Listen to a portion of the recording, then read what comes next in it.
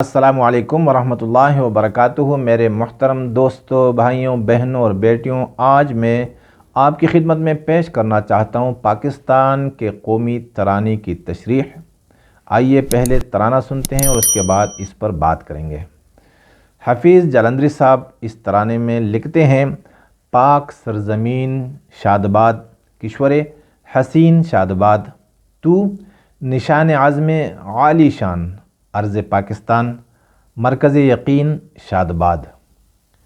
پاک سرزمین کا نظام، قوت اخوت عوام، قوم ملک سلطنت، پائندہ تابند آباد، شادباد منزل مراد۔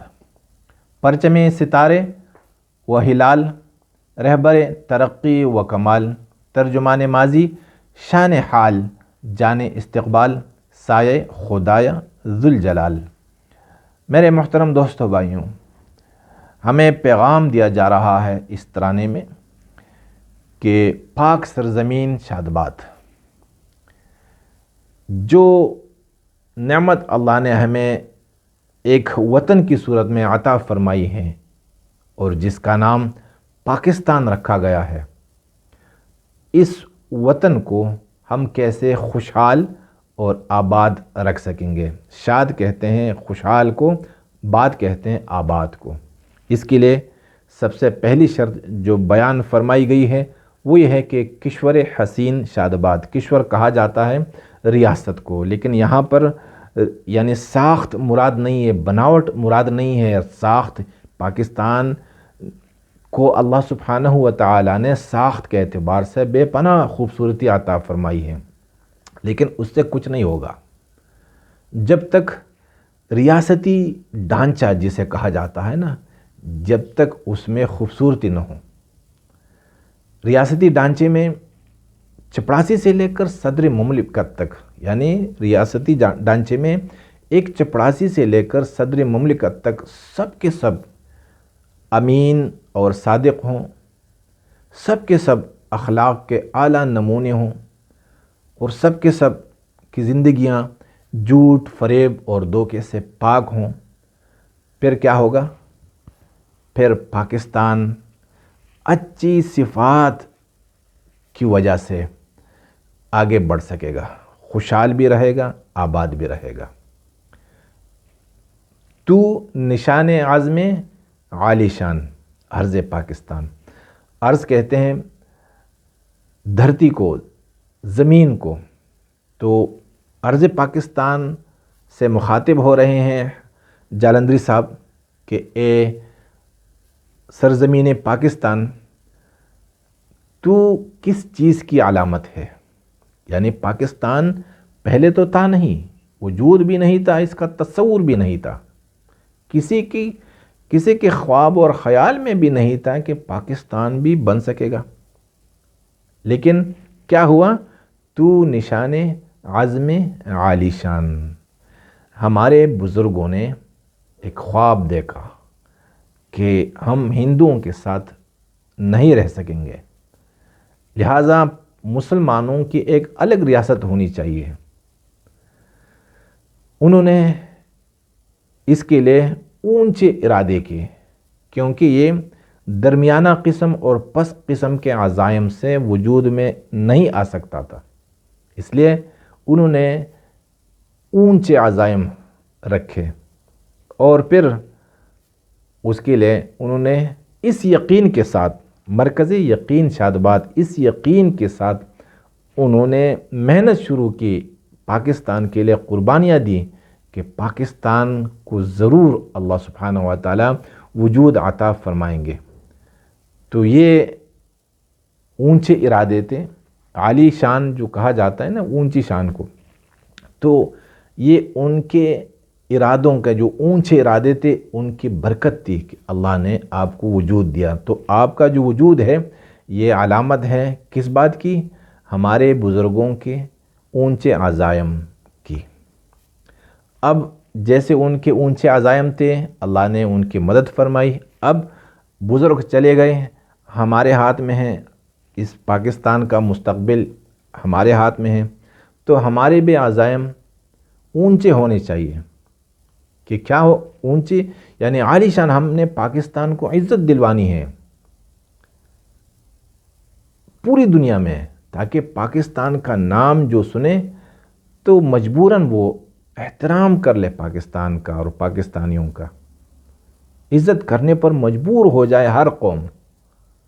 اس کے لیے اونچے عزائم، اونچی شان حاصل کرنے کے لیے یہ ہمارے ہونے چاہیے، یہ ارادے۔ اس میں پھر جب ہمارے ارادے بھی اونچے ہوں ہمارے بزرگوں کی طرح، تو اللہ سبحانہ و تعالی جس طرح اللہ نے ان کی مدد فرمائی تھی، اسی طرح اللہ سبحانہ و تعالی ہماری بھی مدد فرمائیں گے۔ کیا اللہ سبحانہ و تعالی نے چین کو عزت دی، ان کو اپنے ارادوں میں کامیابیاں عطا فرمائی، جاپان کو، جرمنی کو، جاپان، جرمنی اور کیا امریکہ، روس، ان کو اللہ نے اپنے اونچے ارادوں میں کامیاب کیا، تو کیا اللہ کی ہمارے ساتھ کوئی عداوت ہے، کوئی دشمنی ہے؟ نہیں، کوئی دشمنی نہیں ہے، بلکہ کمی جو ہے وہ ہماری طرف سے ہے، اللہ کی طرف سے کوئی کمی نہیں ہے۔ یہ ہمارے عزائم نہیں ہیں، ہم نے ارادہ ہی نہیں کیا کہ ہم نے پاکستان کو اقوام عالم کا امام بنوانا ہے۔ اگر یہ ہمارا ارادہ ہوگا تو کیا ہوگا؟ اس یقین کے ساتھ کہ بنے گا اقوام عالم کا امام، تو اللہ کی جو مدد ہے وہ ہمارے ساتھ شامل حال ہو جائے گی۔ پاک سرزمین کا نظام قوت اخوت عوام۔ اب اللہ نے پاک سرزمین ہمیں عطا فرمائی، اس کا نظام کیا ہونا چاہیے؟ بھئی جمہوری ہونا چاہیے، نہیں یہ ہونا چاہیے، وہ ہونا چاہیے۔ لوگ جو ہیں مختلف بحث میں پڑ گئے، صدارتی نظام ہونا چاہیے، بھئی پارلیمانی نظام ہونا چاہیے۔ نہیں، کوئی نظام چل نہیں سکتا۔ حضرت نے ہمیں یہ پیغام دیا کہ یہاں پر جو نظام چلے گا وہ کیا ہے؟ قوت اخوت عوام۔ قوت کہا جاتا ہے طاقت کو، اخوت کہا جاتا ہے بھائی چارے کو۔ عوام میں بھائی چارہ ہوگا، بھائی بندی ہوگی، اخوت ہوگی، تو یہ نظام ہونا چاہیے۔ اور اس نظام کے قیام کے لیے سب مل کر، یعنی عوام اور حکومت یہ مل کر کام کریں۔ کچھ بھی ہو جائے یہ نظام ٹوٹ نہ جائے۔ اگر یہ نظام ٹوٹ گیا تو پاکستان کا وجود خطرے میں پڑ جائے گا۔ افسوس کہ کافی عرصے سے کیا ہو رہا ہے، پاکستانیوں کو، عوام کو تقسیم کیا جا رہا ہے۔ پنجابی، پٹھان، سندھی، بلوچی، اردو بولنے والے میرے بھائیوں، پاکستان رہے گا، ہم رہیں گے، پنجابی رہے گا، سندھی رہے گا، بلوچ رہے گا، پٹھان رہے گا۔ پاکستان نہیں ہوگا تو کچھ بھی نہیں ہوگا۔ لہٰذا میں گزارش کرتا ہوں، درخواست کرتا ہوں سارے ارباب اختیار کو کہ عوام میں قوت اخوت کا جذبہ پیدا کر دیں، تب جو ہے پاکستان ترقی کر سکے گا۔ تو پاکستان کا نظام کیا ہے؟ قوت اخوت۔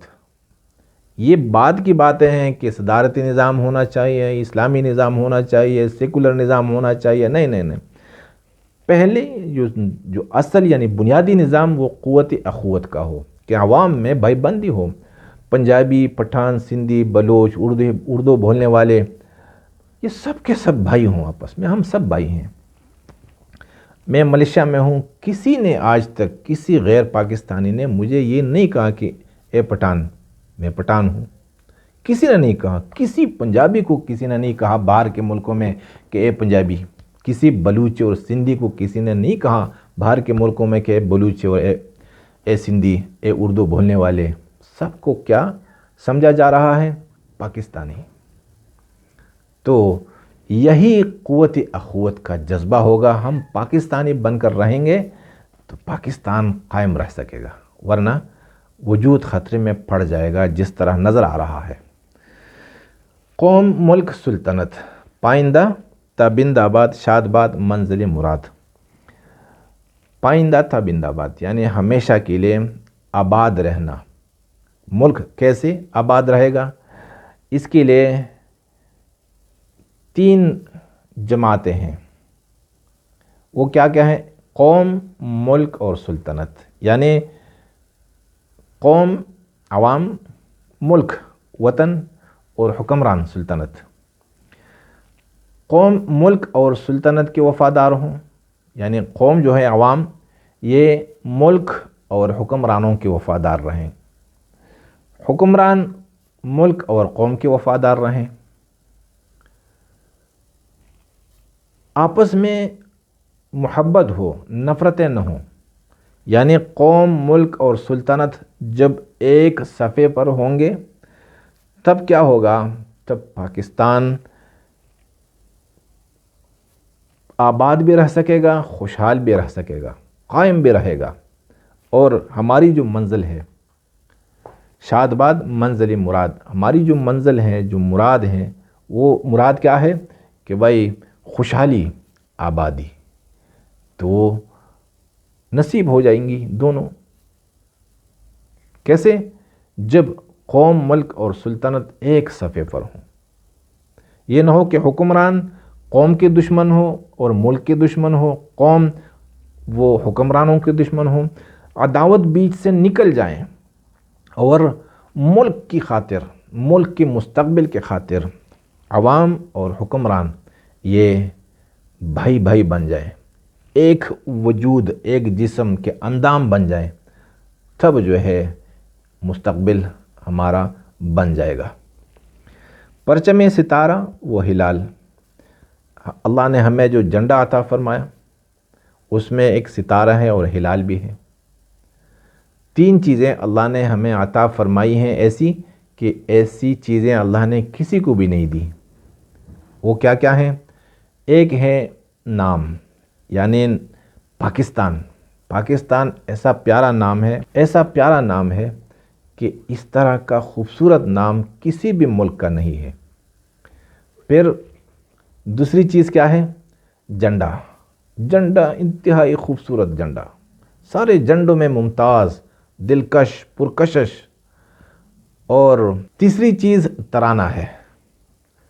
یہ تینوں چیزیں، یعنی ترانے جیسا ترانہ کسی بھی ملک کا نہیں ہے، معنی کے لحاظ سے اور ساخت کے لحاظ سے۔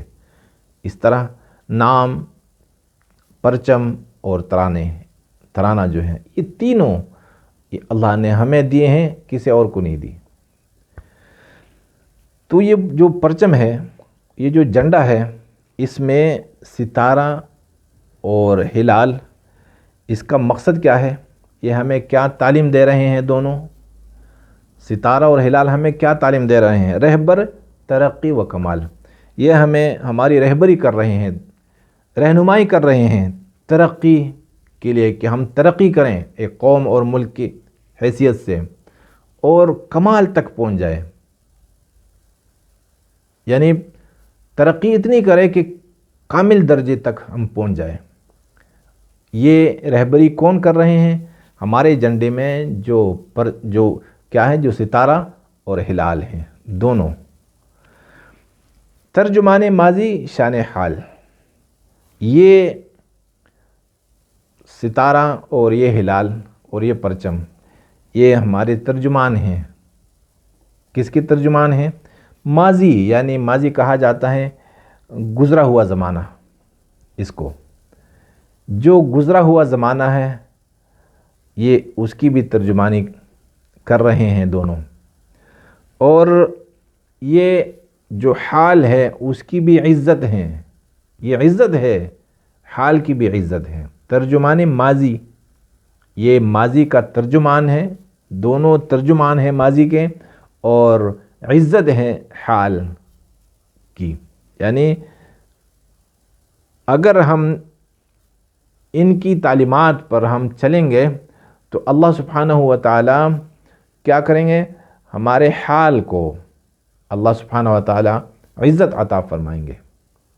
اس لیے فرمایا جا رہا ہے کہ ترجمان ماضی شان حال، جان استقبال، مستقبل کی جان ہے یہ پرچم، اور اس میں جو ستارہ اور ہلال ہیں یہ یعنی استقبال کہا جاتا ہے مستقبل کو، یہ مستقبل کی جان ہے۔